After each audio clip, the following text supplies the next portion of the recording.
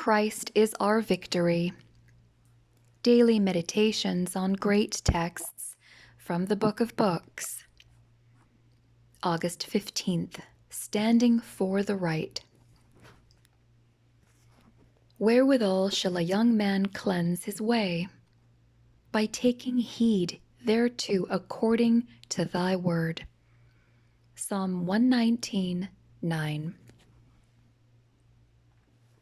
How cheering it is to see young people stand by their convictions under the most trying persecution.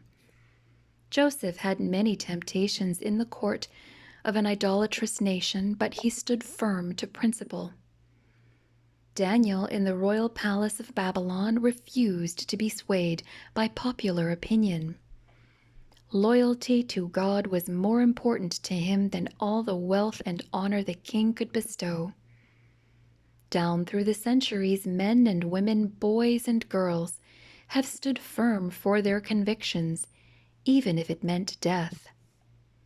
Such will be numbered among the subjects of the kingdom of heaven. Tom Brown tells the story of one of his roommates at rugby school. 12 boys occupied one large dormitory room. A new boy came to join them about the middle of the first semester. Before he retired, he knelt by his bedside to pray. One of the boys at the school threw a slipper at him while he was kneeling. Nothing was said, but sly glances passed from one to another.